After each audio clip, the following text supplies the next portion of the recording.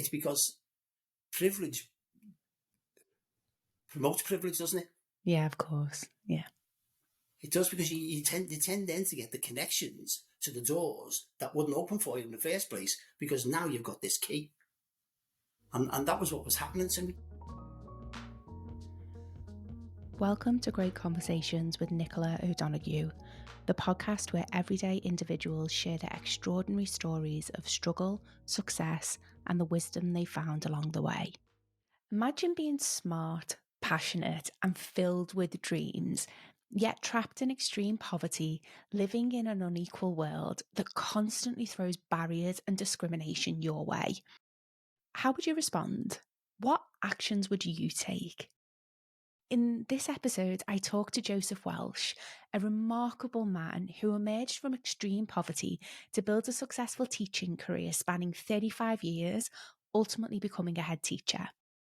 What I loved about talking to Joe is that now at the age of 71, he can look back on his time as an angry young man, determined to defy the system with a kinder, more understanding perspective. Joe has such an incredible empathy for others and a deep passion and drive to make the world fairer. He's taught me that with empathy and unwavering determination, we can shatter any barrier and achieve immeasurable success. I really hope you enjoyed this episode.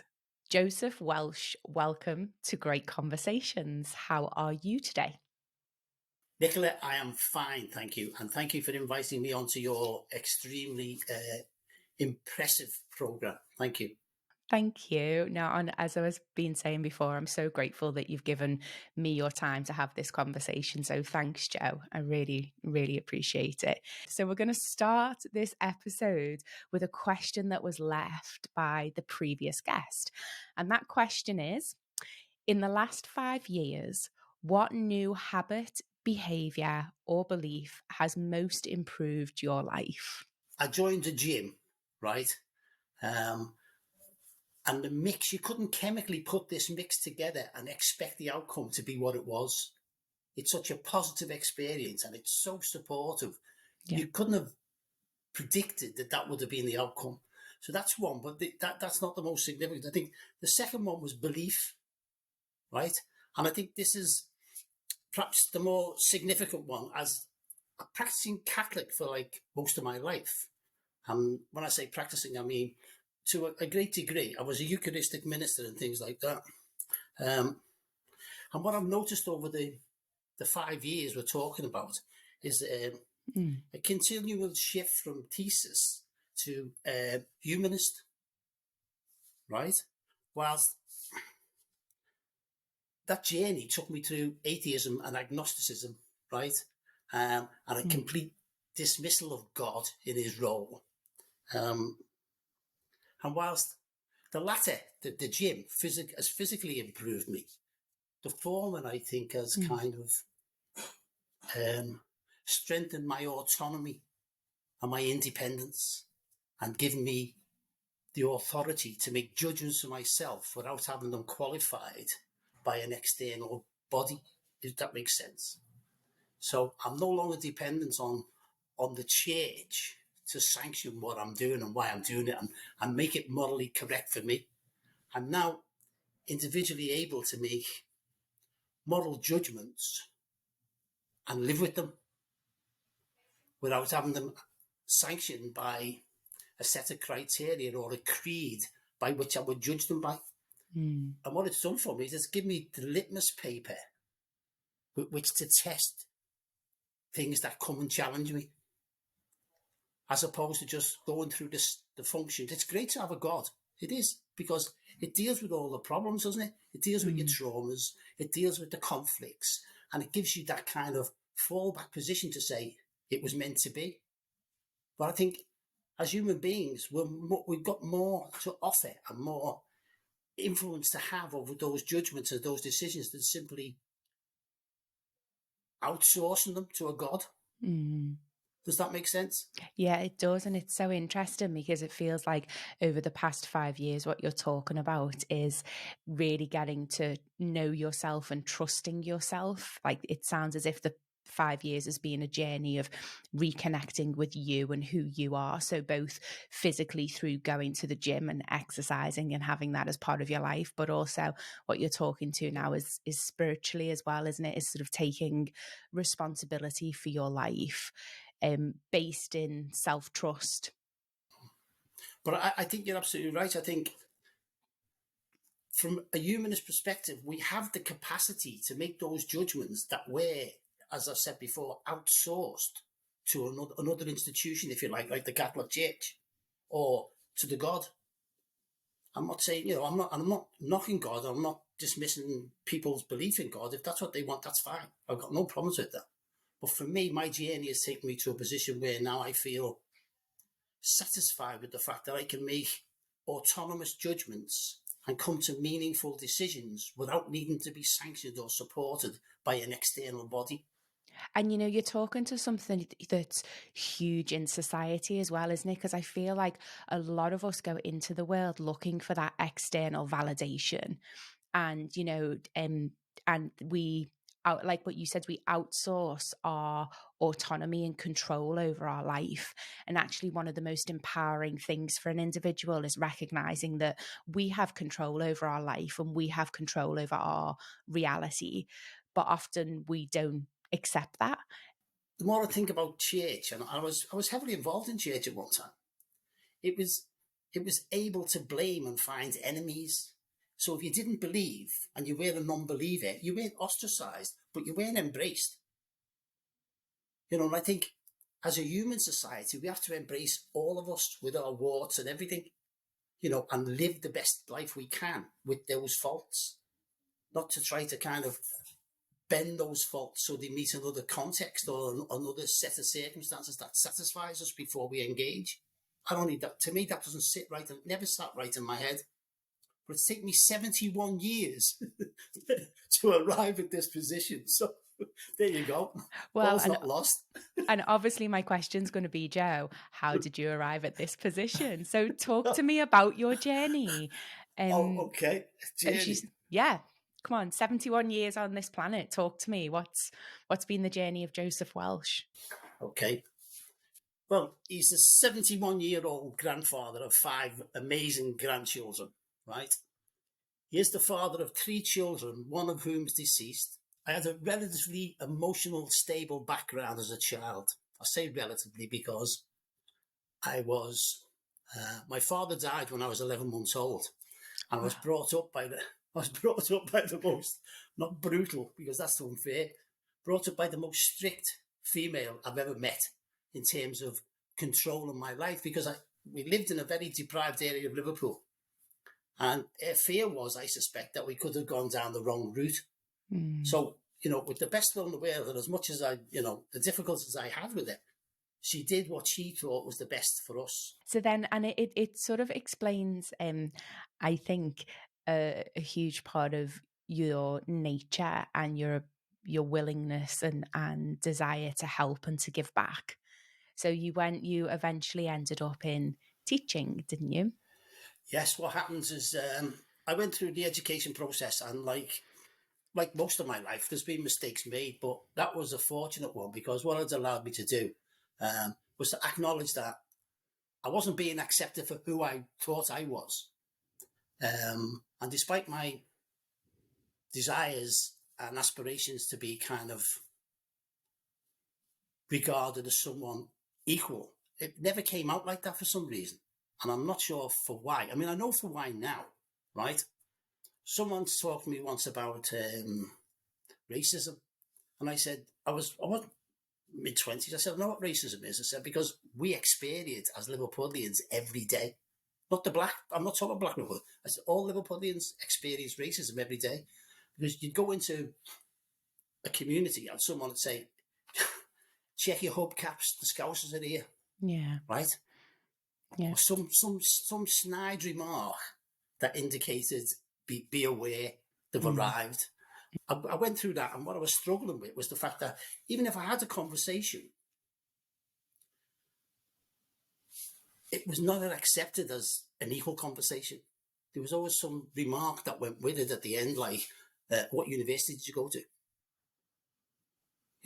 and it used to frustrate the life out of me. So but you know what? It doesn't even matter necessarily what university you go to, because I experienced that particularly when I was a lawyer. There were always those comments, always, and for me it was a sign of classism, isn't it? You know, there's such class. Absolutely, that's exactly what it was. There's such class racism that exists within England, and it is really hard to get away from. And so, having to live with that, I then decided, okay, I need to prove that I have these kind of capacities and I can compete with everyone else. So I went back down the snake to square one and I started again. And I came back and I went to St. Catherine's College and University and Liverpool University, and I come out with a degree in Bachelor of Education. And so I went into teaching and I did a career, 31 years in teaching. Wow. And that again was an eye-opener, because I went into teaching in the same way as I go into most things, with a passion and a genuine desire to want to make change. Yeah.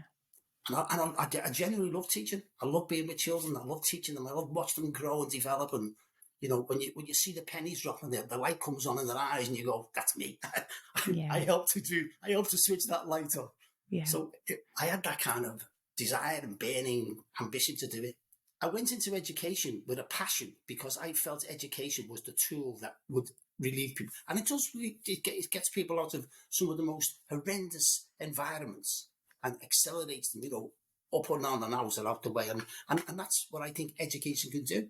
But it can also do more than that.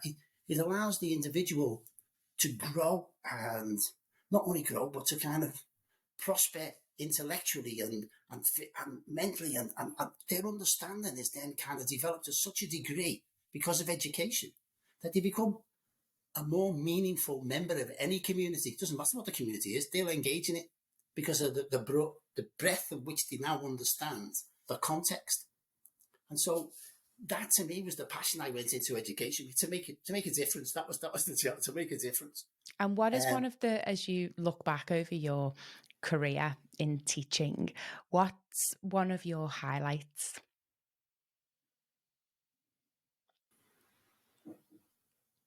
I had a child once, he was autistic and he was constantly in trouble. This is through this. And I was dealing with him at playtime all the time, because he was just he couldn't, because of his condition, he couldn't empathise, so he couldn't perceive that if he kicked someone, it hurt them. Because he didn't have that empathy. There was nothing there. So he comes in complaining someone had kicked him. So I said, well, look now, this is what you do to them. You kick them. He said, yeah, but they hurt me. I said, but you hurt them. No, I don't. I only kick them. I said, look, you know what the issue is here? I said, the issue is that you don't tell the same story twice. He said, I do. He said, I tell the same story all the time. I just use different words. I thought, that's the pinnacle of my career. Look at that. See, what this child is absolutely on his way, isn't he? So you've talked quite a few times about human and humanist and the human and blossoming, and I'm just really interested in the period of your life that you're talking about. How were you blossoming, or what? How was the human Joe responding to life? It's interesting because, you know, and it's an old cliche, isn't it? No one can predict what life's going to throw at you. And I've had a few curveballs in my time over my 71 years. But I've always had, like yourself and like people that we know, a positive attitude. You can knock me down, but I'm like one of those things with a weight on the bottom. You hit it, you know, the punch bags, you punch, and it'll come back up, irrespective of how difficult that got. And then I became kind of driven by the need for my own success. Right? I will do it. Just get out my way. And I went through this angry young man stage, I think, where I was like, everything was against me, but I was going to do it anyway.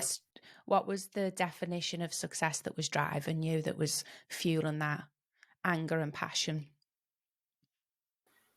First of all, the need to achieve a recognised status in terms of my abilities. So the degree was one of the things, you know, and I worked really hard on that. Well, if you look at my background, you'd understand why I said work really hard. Because I know people work really hard on all the degrees. It's not an easy process to achieve a degree. But so that in itself, and that attitude, which was driven, as I say, I think by the inequality of my own background and my inability to understand inequality and how it comes about, gave me this kind of conflict, right? And I wasn't going to sit back and be told, because my vowel sounds are not of the right nature, that, you know, I'm a problem, or that the fact that I don't live south of Watford, but I live north of Watford, right? I'm a second-class citizen. And it used to just drive me, it frustrated the life out of me. And so that's where I think the anger and the discontent came from. Success was achieving a degree, right? When I got that, and I got a teaching job within the same weeks, and everything started to come together as like an explosion. And I couldn't understand what, you know, what's happened. And again, it's because privilege promotes privilege, doesn't it? Yeah. It does, because you tend then to get the connections to the doors that wouldn't open for you in the first place, because now you've got this key. And that was what was happening to me. That's exactly the same experience that I had. You know, when I went to Oxford, I was given the keys to a world that I didn't even know existed. And and as you say, privilege begets privilege, because once you're in, it's often about who you know rather than what you know. It's the networks, isn't it? It is. It's 100% the networks. Incompetence does catch up, but unless you're a politician. But it is. It's insane. You're right. And so when you, I'm really curious, when you achieved success, how did it feel? Interestingly, I've never, and I suspect this comes back to my maternal relationship. I have difficulty celebrating success. I still do now. Don't point a camera at me. You know, I dislike having photographs taken. I dislike sharing those things that people consider me to be successful for. So for me personally, it wasn't a change. It was, let's carry on. Let's move forward. Let's aspire to what you've started to do, which is teach children. And I had a young family at the time, as I say. One of my children was mentally handicapped. And so it wasn't an easy life, but it wasn't hard, because I know families I worked with a family who had 3 mentally handicapped children, and they just carried on. And, you know, it was a fabulous thing to see. I wonder if there's an element of it as well, and this could be me projecting a little bit of my story onto you, but I wonder if it's because having grown up in a poor household and then getting educated and getting your degrees and becoming a teacher, you moved out of the class that you'd been brought up in. And I wonder if a level of being uncomfortable celebrating success is because of that. Because again, if you're driven by equality as well, and you've known deprivation, and then now you're wealthy, looking back with one eye. Yeah, exactly. Like, but you're wealthy, and what comes from that success is financial wealth, is respect, is a standing in the community. Was there ever an element of that maybe made you feel a little bit uncomfortable, like it was, you know, you were disregarding your roots, or maybe that? Yeah. Okay, I understand the question. What happened was, when I started to go on the process, I went down the snake, and when I started to go back up the ladder, things around me changed.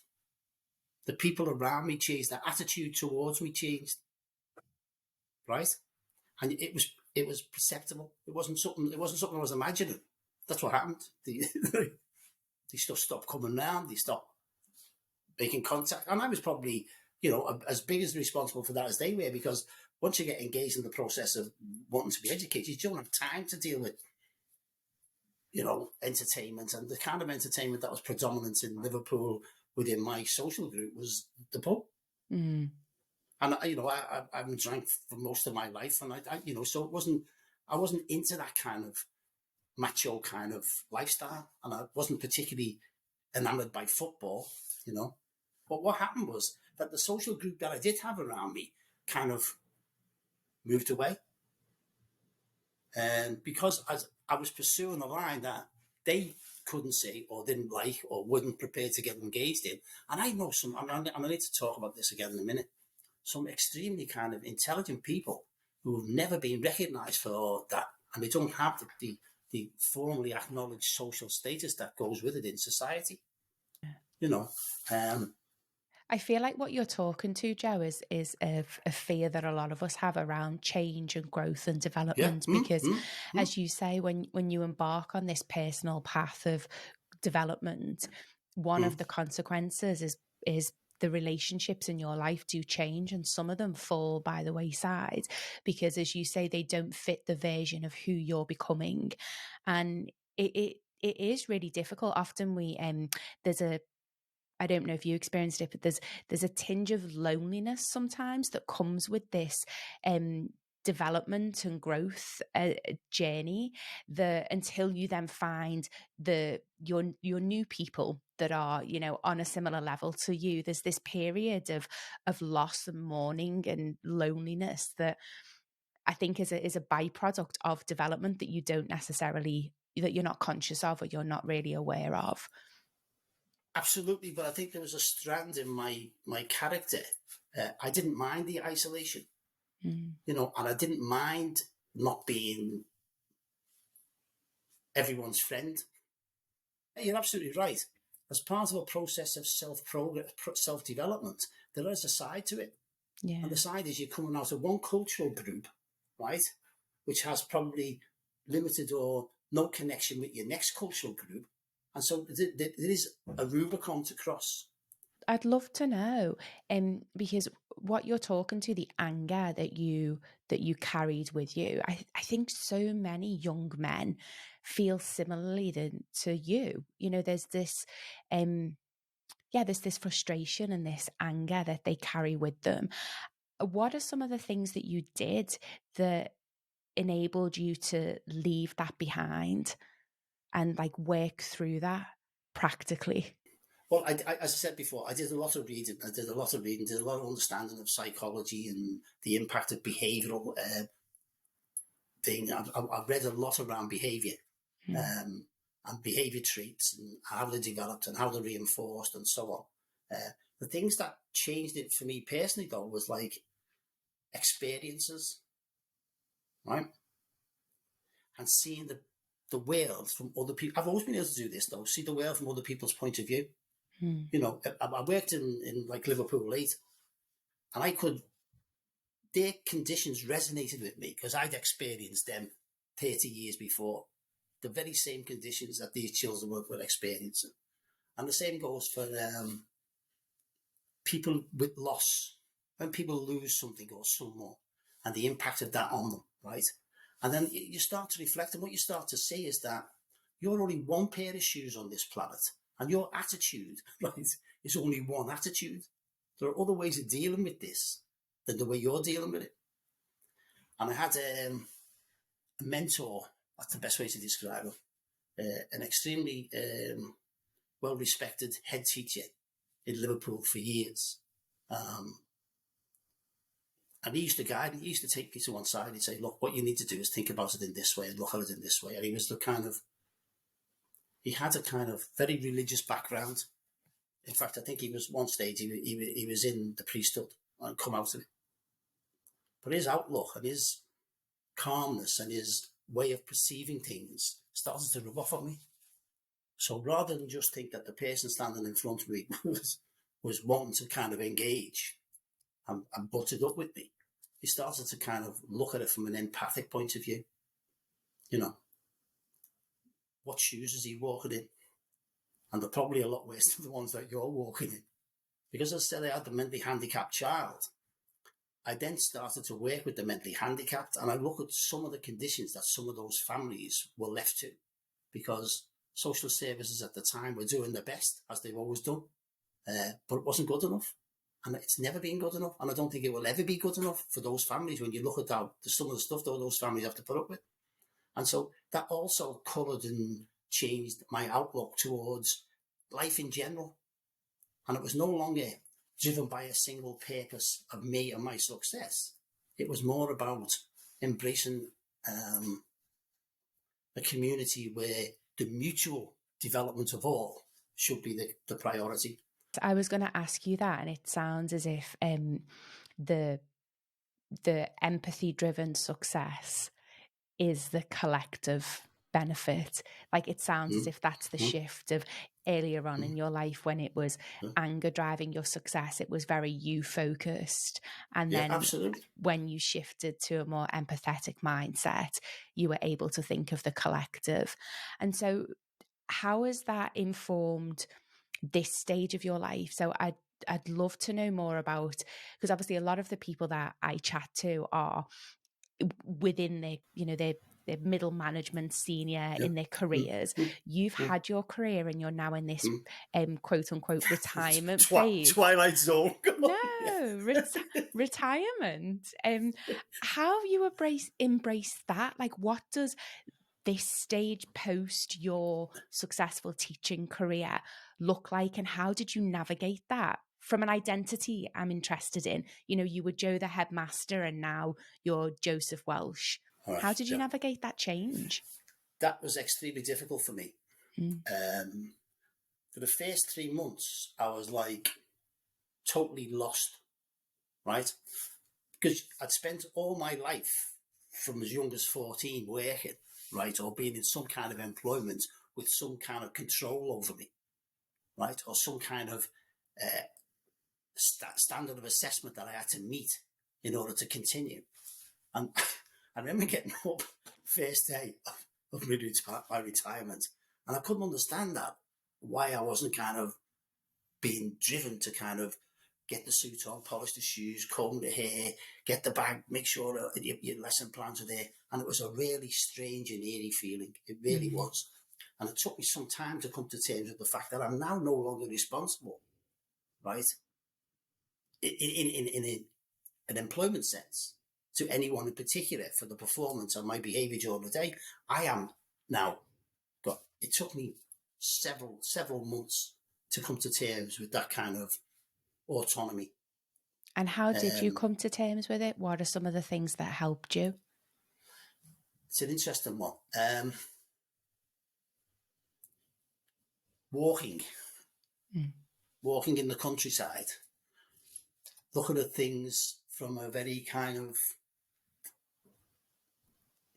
probably rose-coloured glasses point of view.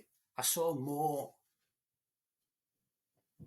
human nature, the genuinely positive human nature that we would like to see all the time during that later period of time, because I was looking for it. Until then, I wasn't looking for it. What I was looking for was kind of establishing what my role was. My role was to be a head teacher. The outcomes were to be these. Go and get the outcomes. And so that reflective time, that capacity to sit back and absorb and listen and meaningfully engage with the process was starting to emerge. So what was it that emerged for you? So, I asked this earlier about the human Joe in teaching. What humanist side of you, Joe, emerged when you had that freedom to not be controlled and to be and to organically let things emerge? What did you discover about yourself that you didn't know before? That I have a capacity for understanding that I wasn't allowed to develop in the past. I have the capacity to also accept difference without finding it threatening. And I've also found, you have to give me a second on this one. I've also found that it doesn't matter that I'm not top dog, right? You are an everyday job. So suck it up and get on with it and engage positively. And what impact has that had on your life and your relationships? Right, okay. Just going in there. You put me on the point. Good job. Good job. My wife stopped behind me when she hears this one. Okay. Impacts on relationships. It's interesting. I think I'm more tolerant, although I'm sure other people would disagree with that. But I think I've become more tolerant, knowing myself. I don't think I'm less driven, although I've had in the last few months, some significant kind of personal issues that have kind of influenced that. But I still now know when all the dust has settled and it's calmed down and the silt's on the bottom of the pond, I can still now see that I want to swim this pond and I want to get to the other side. So I've still got that drive there. I can feel that now. Whereas like several months ago, it was like non-existent. I was just afloat on the top of the water, just being tossed around. I love what you're saying about, and I think this is linked to how we started the podcast, is this connection to yourself. So as you're saying, it's space and you're noticing what's important to you. And yeah, I love what you're saying about autonomy and control and using that to really design your life. Even like, not that 71's even old nowadays, but at 71, still, the desire to create and take control of your life and eke out every last part of what it means to live and have and to have an impact, but to live and be alive as part of a community and as part of a collective. And oftentimes we don't, and I'm asking because we don't hear these stories of retirement. It feels as if, the view used to be you'd sort of retirement and then you'd sit back and it sounds horrendous, but you just wait for die. Yeah, like you just wait to die. Yeah. And wait, I feel wait for him to come along. Yeah.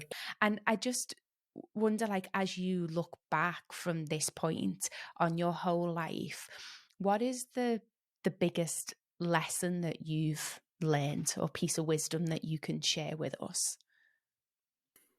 Not to judge. Not to judge because, as I said before,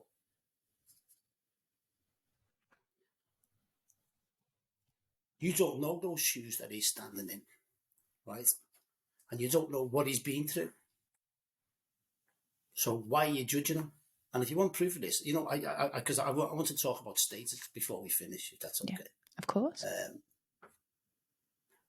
My oldest son insists, rather than give him things for his birthday, if you take £50 and go and give it to a homeless person in the street and talk to him, that's what he says to him. Or £25, whatever you can afford, just go and give it to him and talk to him. And that is an eye-opener, because some of those homeless people who have a very kind of defined image in society, don't they? Irrespective of where they come from, they've got a very defined image. And you go up and talk to them, sit next to them on the gutter, because I've done it.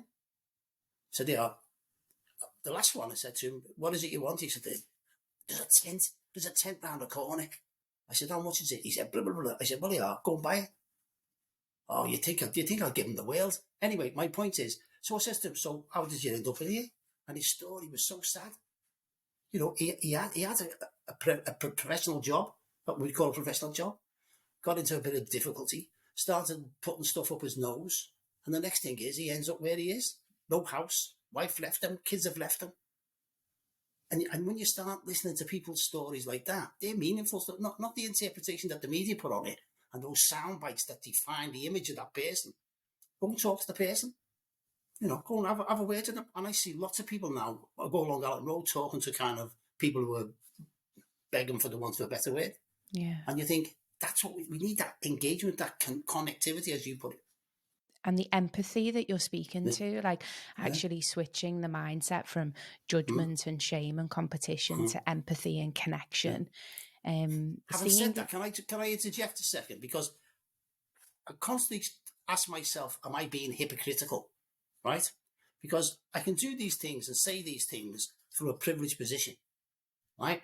My career has given me a pension, which is probably, not a unique pension, and I didn't win the pools. I keep having to tell people that because they come along and think I've got a bottomless pit. But no, my point is, I'm talking about these things, and is it from a hypocritical point of view? Because I now have the headroom in my income to reflect and sit and think, which I never had because I was too busy kind of feed the family and as you say, accumulate wealth to do the things that you wanted to. But what does empathy cost though, Joe? So I hear you, but actually what does empathy cost?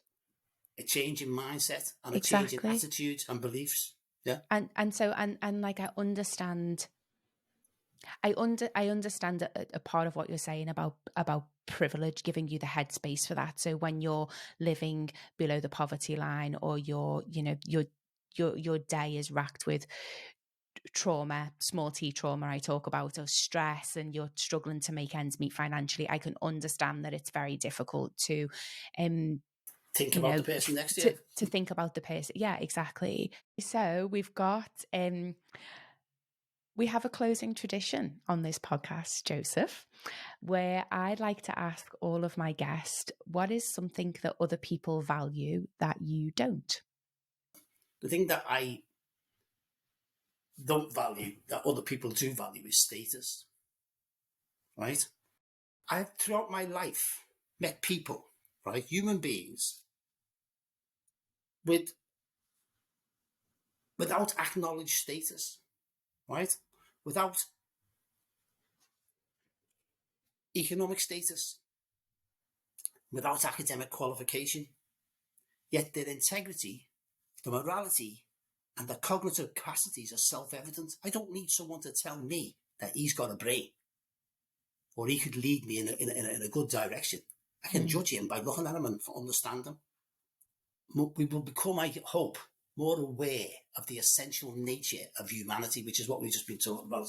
That need for empathy, that need for support, that need for mutual coexistence. Yeah. And I don't think status plays a role in that, because once you start throwing status at someone, the barriers to that kind of engagement become self-evident. Yeah, I love that. And I feel like what you're talking to as well is leadership. So I don't know, whenever I hear status, I also hear leadership. And it's like we need a redefinition of what leadership is, because as you say, sometimes leaders look different. The leaders have got to be stewards, not leaders. Yeah. Yes. Oh, I like that. That's given me a lot to think about. Joe, thank you so much for your time today. I genuinely have adored our conversation. Thank you. And I've got to say to you that it's been an absolute privilege to talk to you and to be on your podcast. It has genuinely been a privilege. Hey, thanks, Joe. Take care. Thank you to the amazing individuals who make Great Conversations possible. My editor, Stian Moritz, musician Jamie Jenkin, and our incredible guests for their openness. Our website, integrate.net, will be launching in September with loads of other exciting resources. In the meantime, feel free to click the links below for more episodes of Great Conversations. Sending you so much love. Bye for now.